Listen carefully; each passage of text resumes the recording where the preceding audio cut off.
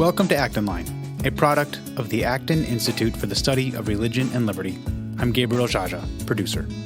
In this episode, we speak with Helen Raleigh on her new book, Backlash: How China's Aggression Has Backfired. This book sets out to provide a comprehensive overview of China's domestic and international aggressions and how they overplayed their hand. We discuss China's actions in the South China Sea, their cultural tyranny with their social credit system, oppressive international trade, and their handling of the COVID-19 outbreak. You can find additional resources in the show notes of this episode, as well as find previous episodes of Acton Line on our website at acton.org/actonline. If you like this program, you can help us reach even more listeners by sharing it with a friend and leaving us a 5-star review on Apple Podcasts. We welcome your comments as well. Acton Line is available on Apple Podcasts, Google Podcasts, Spotify, Stitcher, or wherever you listen.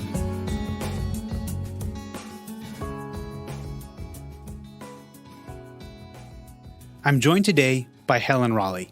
Helen is the author of several books and a senior contributor to The Federalist. She has published numerous columns about China, immigration, international affairs, and the free market economics.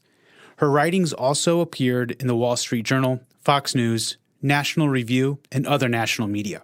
Helen, welcome back to Acton Line. Thank you guys for having me again. So Helen, you are the author of Backlash: How China's Aggression Has Backfired.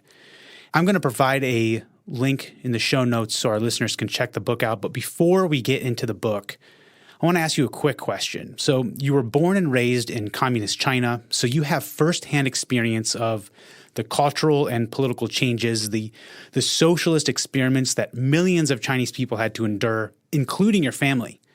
What is one childhood experience that changed your life from those experiments? I actually wrote a book about it. That was my first book. It was called Confucius Never Said. People can find it on Amazon. But one story that I remember really clearly, and I wrote it in my book also, was I grew up with food rations. So the way food ration was distributed was based on gender. The same age boy would get 4 more pound rice each month than a girl, because there was a widespread food shortage. But because my name was a popular boy's name in China, so the bureaucracy mistaken that I was a boy, so they allocated me the food ration meant for a boy. Even with those extra food ration, I was still hungry all the time. I used to dream about the food all the time.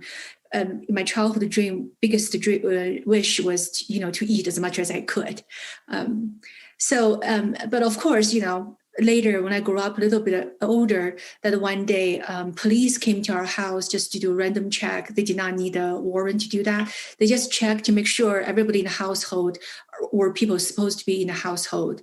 And of course, he compared our paperwork and he looked at me. He realized the government made a mistake, that I was a girl. So I was not supposed to have the food ration meant for a boy. Instead of admitting the government made a mistake, he accused our family of cheating. And he demanded our family to pay the government back. So, we were all on food stamp back then. So our family had to go on further diet in order to save enough food stamp to pay the government back. And that was really my first awakening. From that experience, I asked myself, why can't I decide how much I should be able to eat, and why does a girl have to eat less than a boy? Who gets to decide that? And so, of course, those are some very simple ideas, simple questions back then. But I think that experience and the questions I asked myself, eventually led me to where I am now. Were you forced to be on food stamps? Yes. So in China, the way they distributed the food ration was through food stamps. So it's not because you're poor. We're all poor back then.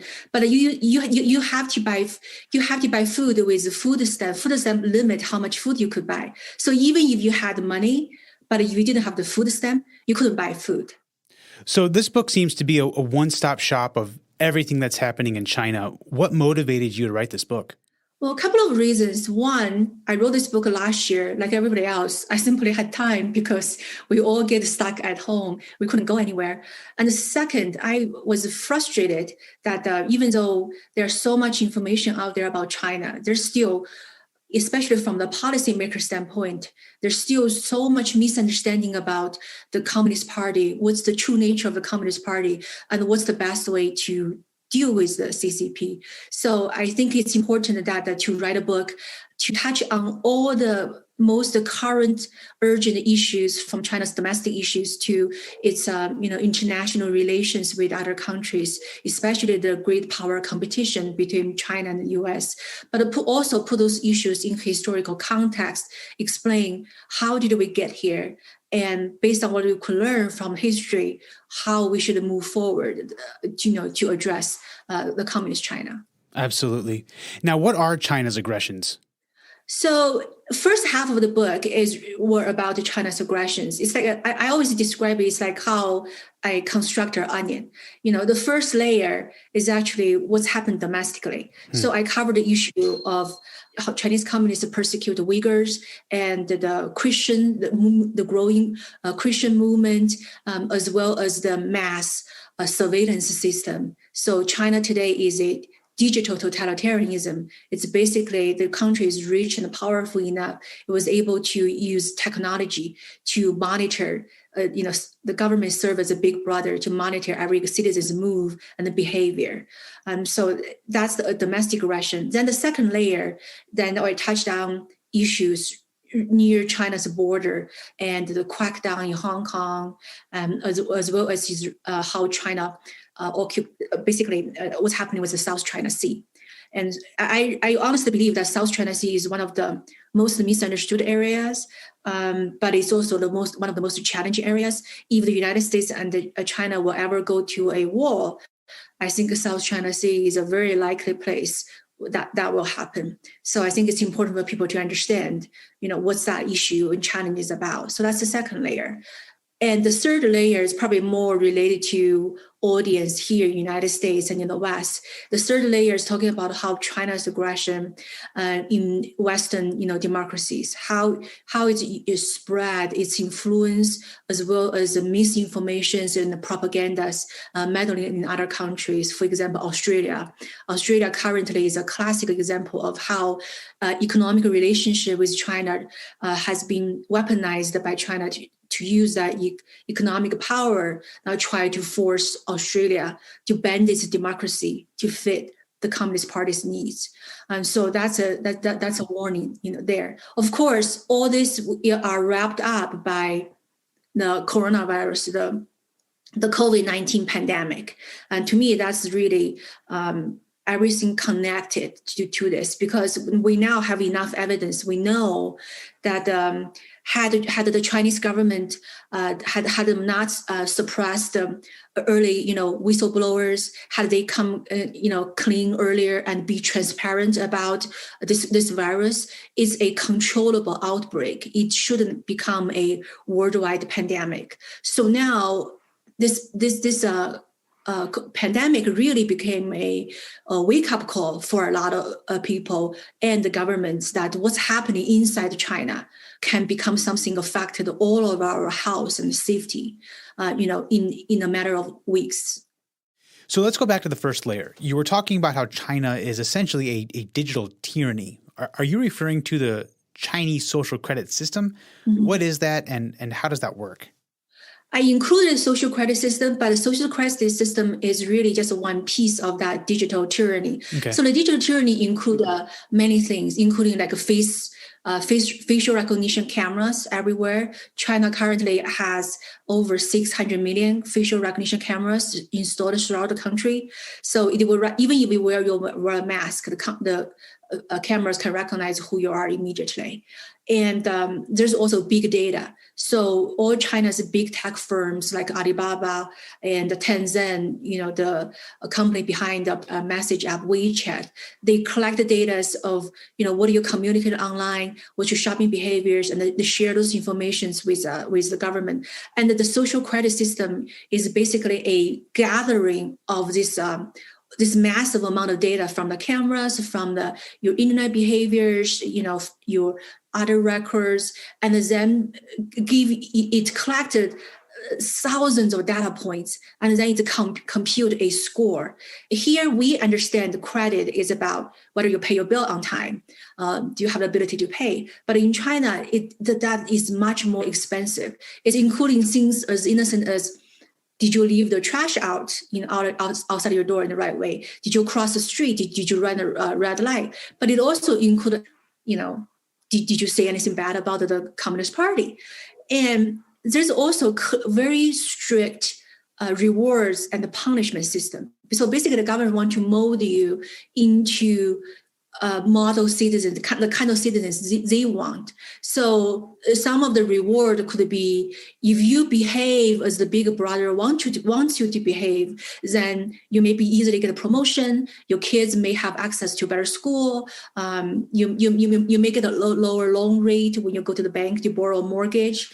But on the other side of it, if you're considered behave poorly, you're not be able to travel. You could not buy, airline ticket. You could not buy train ticket.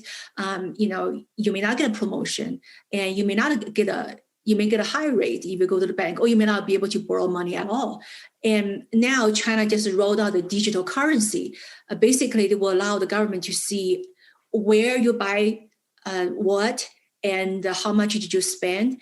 And they also will be able to use that to enhance the social security system's reward and the punishment mechanism. So if you behave poorly, even if you refuse to pay the fine, they could directly go into your bank and pull money out through the digital currency. So you basically have no choice. You are under a tight control. Let's transition to the second layer. You're telling me about Taiwan and the South China Sea. What's the aggression that's happening there? So, let's talk about South China Sea first, because okay. I think that's where the most important. It's really just happened right in front of our eyes. So when the President Obama was elected in his first term, it happened to be when the China's current leader Xi. It also happened to be the same time that he came into power, and he initially was worried about President Obama's pivot to Asia policy. He thought the United States tried to circling, with allies, circling counter, China's growth. But it turned out that President Obama was very eager to get China's support for the Paris climate change agreement. So President Obama had no interest to really, contain China. So she always believed that in order for China to become a world power, China needs to develop its naval power. And so he began to expand in South China. South China Sea is this area that China historically shared with a number of countries, including the Philippines, Vietnam, Malaysia. So the number of countries, and Taiwan is there too, number of countries shared the usage of South China Sea. It's one of the most important trade route. It is also rich in oil and the mineral and the natural deposit, and also fishery. So it has economic importance as well as strategic, importance. And so she started to build this artificial island on South China Sea. And he built one to see what President Obama, what the United States is going to react. United States didn't react, they did nothing. So he was emboldened that he started building more and more islands. So basically between 2012 to 2015, China was able to reclaim over 3,000 acres of artificial land on South China Sea. And by then, and those artificial lands all became militarized. So they have military runways, they have radars. And so they basically increased China's presence in that one of the most important strategic water on this whole planet. So by doing that, China was able to control over 90% of South China Sea.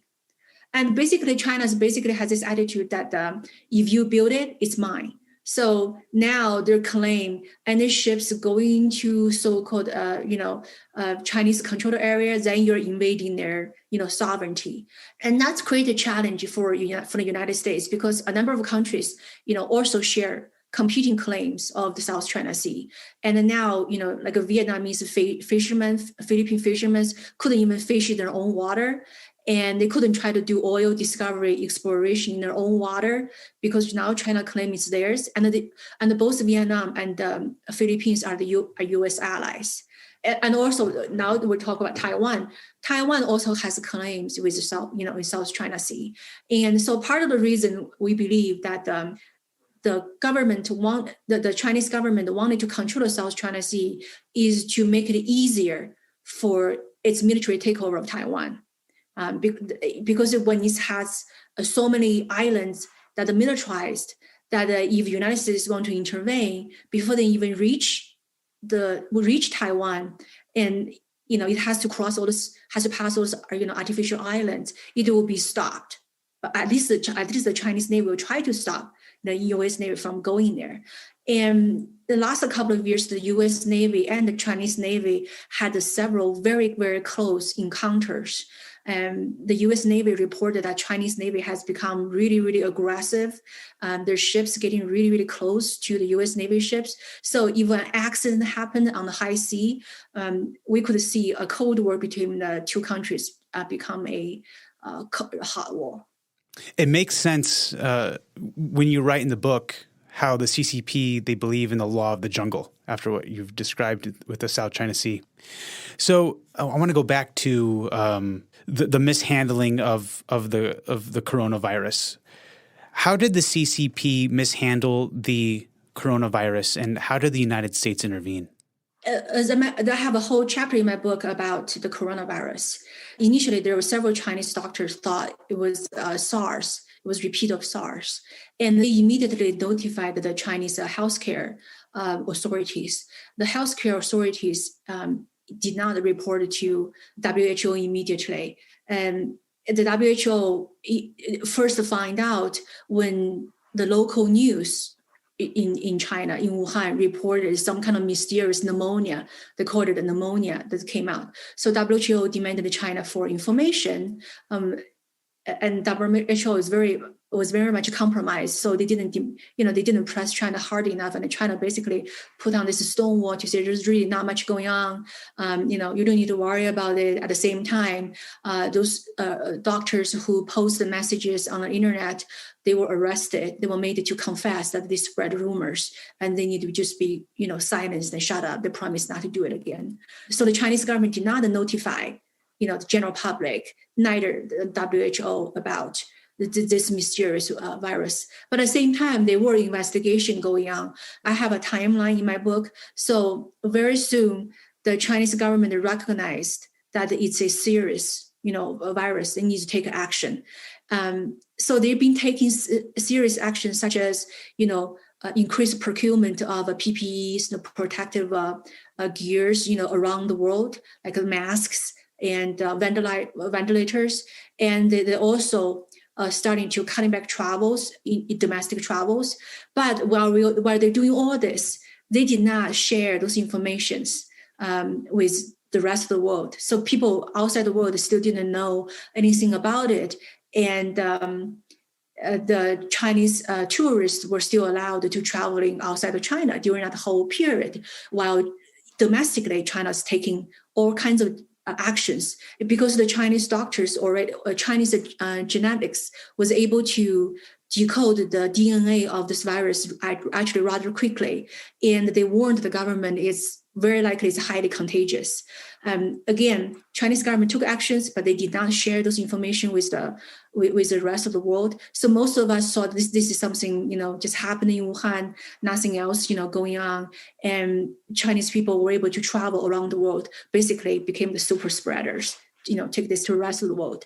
And so the Southern Hamilton University did a study. Basically the study shows that the first 3 weeks of any outbreak is the most crucial time, to deal with any contagious disease. So basically the Southern Hamilton University study revealed that if China was able to disclose about this virus 3 weeks in advance, the outbreak could be reduced by 90%, 90. So basically, like I said, it was not going to be a pandemic. It was going to be a controllable outbreak. But because the Chinese government's, the control, the lack of transparency, and the eager suppressing of dissenting voices, all these actions together basically explode this controllable outbreak into a global pandemic. Now we all suffer. I don't know if there's much for United States to do at this point regarding to the virus, other than we have vaccines out there, and we seems to picking up on addressing the containing the spreading of the virus, and our economy is going back up.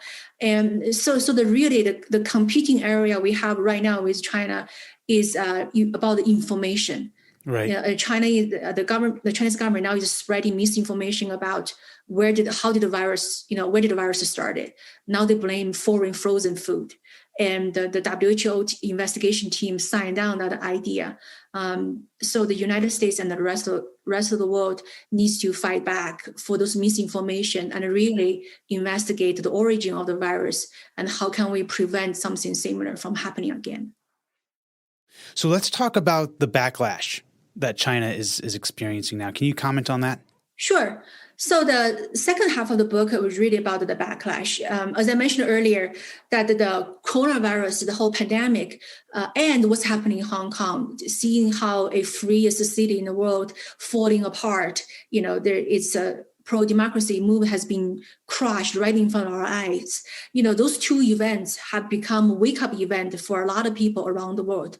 So the backlash against the Chinese Communist Party reflecting several areas. One is public opinion. So both last year as well as this year, Pew Research did surveys around the world. Basically, the public opinion of Communist China, especially Communist China's leader, has dropped to historical low.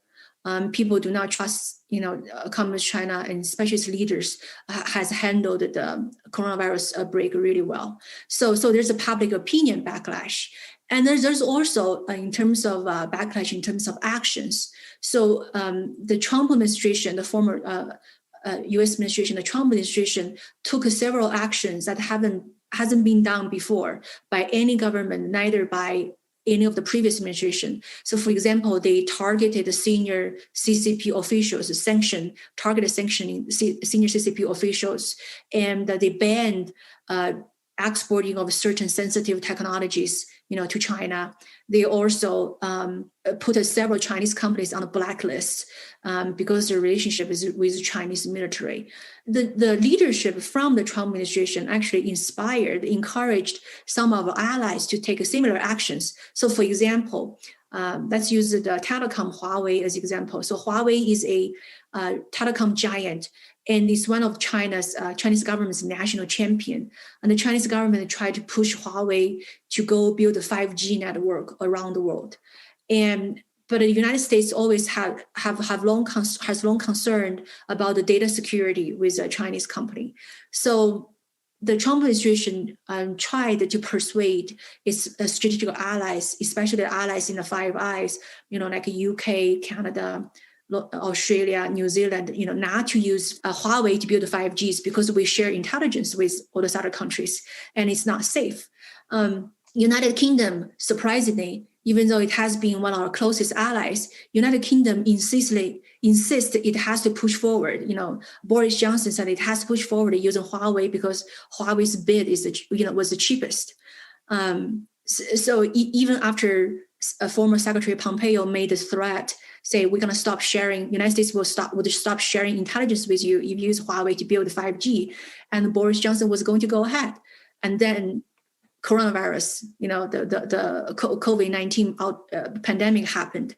And so that has become a wake-up event for the United Kingdom. So May last year, in the middle of the coronavirus, that the United Kingdom announced that it's actually dropped Huawei from its 5G network, vendors. And this caused a huge, outrage from the Chinese government.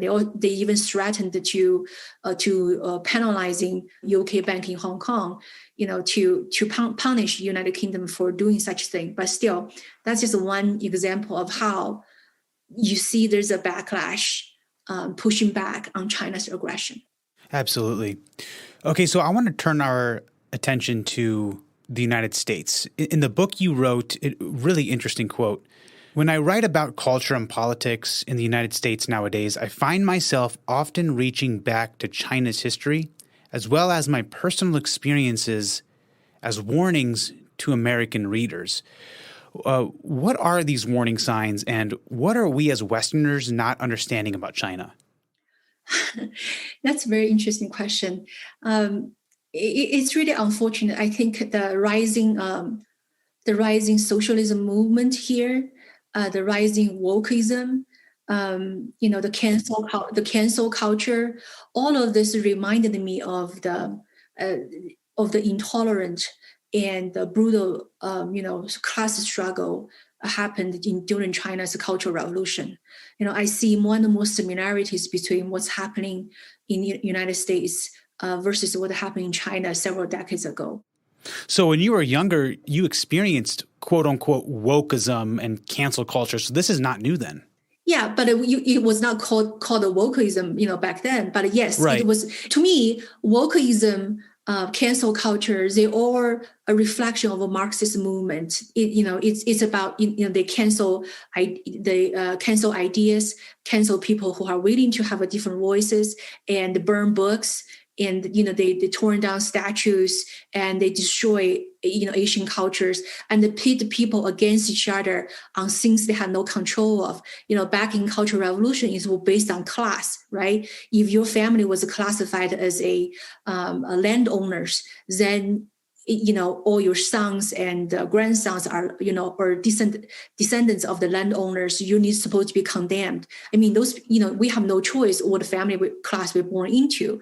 And now you see similar things happen here, but it's instead of class struggle, now we see, based on race, the left try to separate us based on race. Just if you're born a certain race, if your skin color is a certain way, then you are always oppressor, and everybody else is always being oppressed. So they basically divide people into categories that none of us has any ability to change.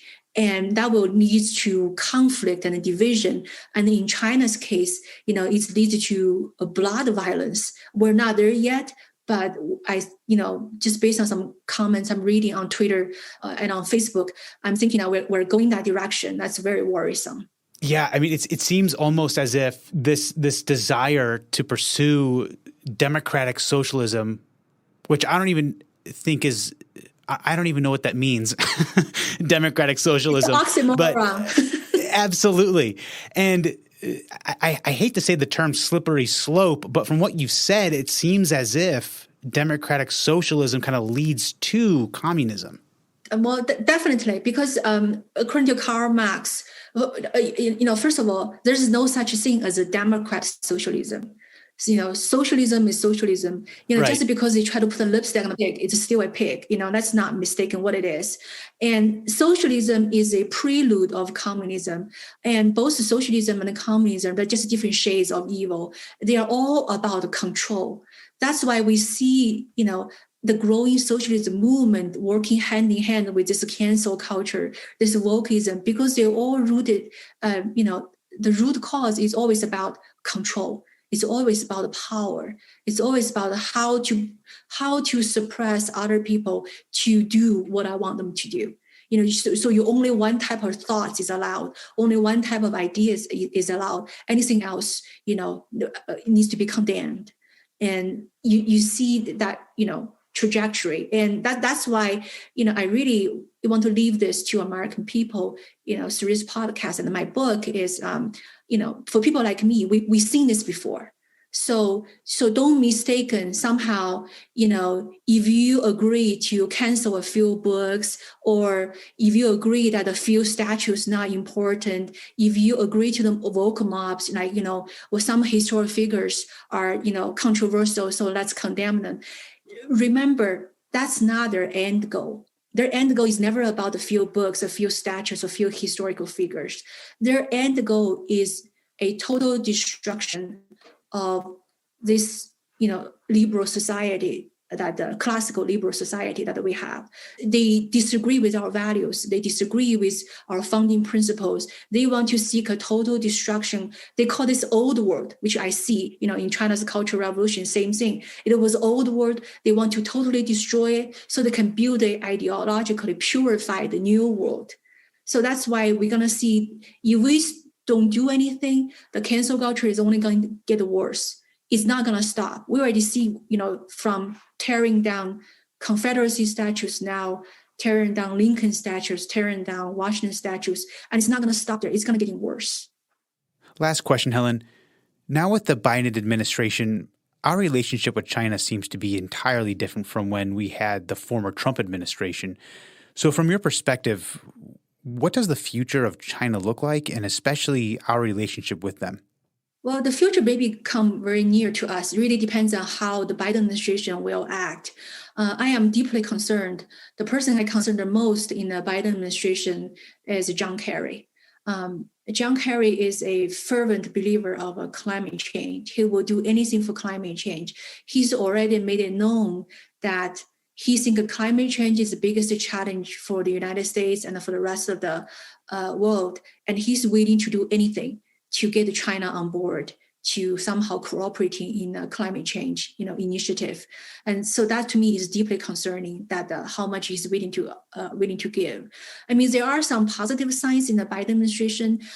For example, they continued certain Trump administration's policies, such as the sanction against certain Chinese entities. They announced today that they blacklist some Chinese supercomputer firms because they share the sensitive technology that with the Chinese military. So there are certain continuity in the policy, but at the same time, the overall my biggest concern is the overall foreign policy approach from the Biden administration is about appeasement.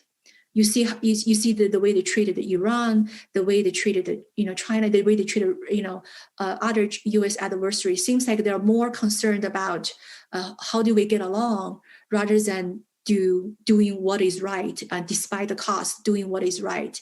So, for example, Chinese Navy is harassing Taiwan every day. It's become a daily occurrence now. Chinese bombers fly into Taiwan's airspace every day. So sooner or later, Taiwan is exhausted, give up. And if China militarily overtaken Taiwan, and I'm afraid that the Biden administration probably will not do anything to intervene. And if that happens, then the world order basically is going to be rewritten. And this liberal world order the United States has led since the World War II will totally crumbling, will fall apart. And we're going to have to live in a new world order that's established by the Communist Party of China. Helen Raleigh is a senior contributor to The Federalist and author of Backlash, How China's Aggression Has Backfired. Helen, thank you so much for joining us today. Thank you.